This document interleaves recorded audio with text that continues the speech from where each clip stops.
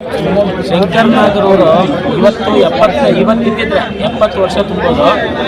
ಅವರು 30-32ನೇ ವಯಸ್ಸಿನಲ್ಲೇ metro plan, ಇವತ್ತು ನಡೀತಿರೋಂಥ ಮೆಟ್ರೋ ಪ್ಲಾನ್ನ ಅಂಡರ್ಗ್ರೌಂಡಲ್ಲಿ ಆ ಕಾಲದಲ್ಲೇ ಪ್ಲಾನ್ ಮಾಡಿದಂಥ ಪ್ರದೇಶದಲ್ಲಿ ಹೋಗಿ ನೋಡ್ಕೊಂಡು ಅದನ್ನ ಪ್ಲಾನ್ ಮಾಡಿ ಎಲ್ಲ ಸರಿ ಮಾಡ್ತಿರ್ತಾರೆ. ಅವ್ರು ಇದ್ದಿದ್ದರೆ ಈ ಮೆಟ್ರೋ ಅನ್ನೋದು ಯಾವುದೋ ಕಾಲದಲ್ಲಿ ಮೆಟ್ರೋ ಆಗಿರೋದು, ನಮ್ಮ ಬೆಂಗಳೂರು ಎಷ್ಟೋ ಶುದ್ಧವಾಗಿರೋದು. ಈಗ ಆಗ್ತಿರೋಂಥ ಮೆಟ್ರೋದಿಂದ ತುಂಬ ಅಡಚಣೆಗಳಿದ್ದಾವೆ. ಅವ್ರು ಈ ಕಾಲದಲ್ಲಿ ಇದ್ದಿದ್ದರೆ ನಮ್ಮ ಕರ್ನಾಟಕ ಅನ್ನೋದು, ಕರ್ನಾಟಕಕ್ಕೆ ಒಂದು ದೊಡ್ಡ ಹೆಮ್ಮೆ ಅಂತ ಒಂದು ಗಿರಿ ನಮಗೆ ಬರೋದು. ಯಾಕೆಂದರೆ ಆ ಮೆಟ್ರೋ ಅನ್ನೋದನ್ನ ಆ ಕಾಲದಲ್ಲಿ ಅಂಡರ್ಗ್ರೌಂಡಲ್ಲೇ ತೆಗಿಬೇಕು ಅಂತ ಪ್ಲಾನ್ ಮಾಡಿ ಪ್ಲಾನ್ ಎಲ್ಲ ರೆಡಿ ಮಾಡ್ಕೊಂಡು ಬಂದಿದ್ದಂಥವ್ರು ಶಂಕರ್ ನಾಗರು. ಡ್ರೈವರ್ಗಳಿಗೆ ಒಬ್ಬರು ಸಾರಥಿಯಾಗಿ ಮತ್ತು ನಮ್ಮ ಡ್ರೈವರ್ಗಳಿಗೆ ಒಂದು ಅವರು ಬ್ರ್ಯಾಂಡ್ ಅಂಬಾಸಿಡರ್ ಆಗಿ ಅವತ್ತಿನ ಕಾಲದಲ್ಲೇ ಆಟೋ ಅಂತ ಕೃಷ್ಣ ತಂದು ಇವತ್ತಿಗೂ ನಮಗೆಲ್ಲರಿಗೂ ಅವರೇ ಬ್ರ್ಯಾಂಡ್ ಅಂಬಾಸಿಡರ್ ಆಗಿದ್ದಾರೆ. ಇವತ್ತು ಇದ್ದಿದ್ದರೆ ಅದು ಲೆಕ್ಕಾಚಾರನೇ ಬೇರೆ ಥರ ಇರ್ತಿತ್ತು. ಇವತ್ತು ಅವ್ರಿಲ್ಲ.